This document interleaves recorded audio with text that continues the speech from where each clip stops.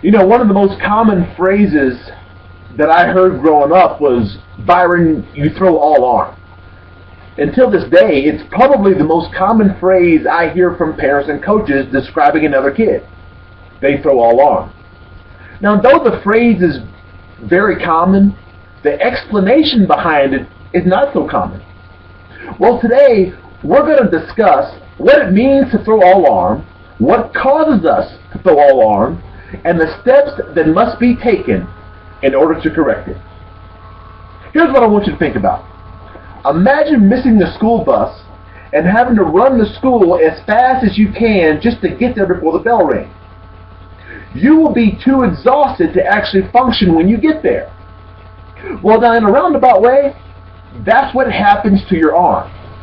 Today you're going to meet 17-year-old Blake Willoughby from Castle Rock, Colorado.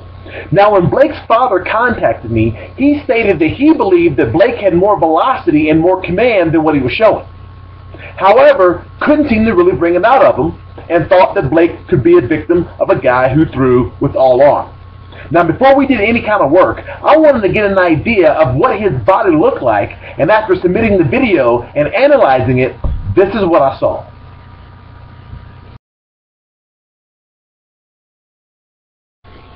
Now, as you can see here, Blake has more of a leg kick than he does a leg lift. And due to his leg kicking up versus lifting up, his kinetic chain has already been broken.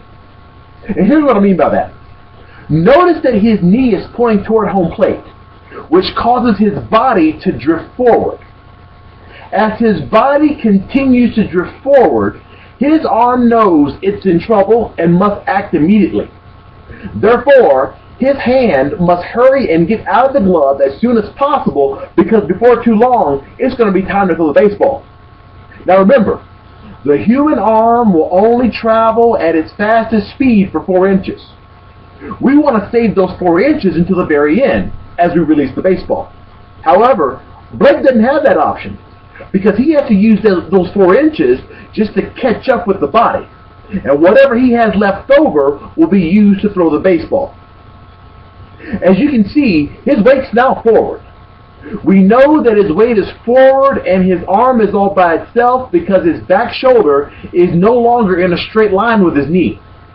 As a result, the arm now has to strain to catch up with the body, and that type of strain causes Blake to jerk his front shoulder open while taking his head along with it, creating a very long distance between his head and his hand. Now, this causes him to lose a lot of energy, a lot of velocity, a lot of command, and puts him at a very high risk for an injury. After seeing this video, I knew it was time to go to work.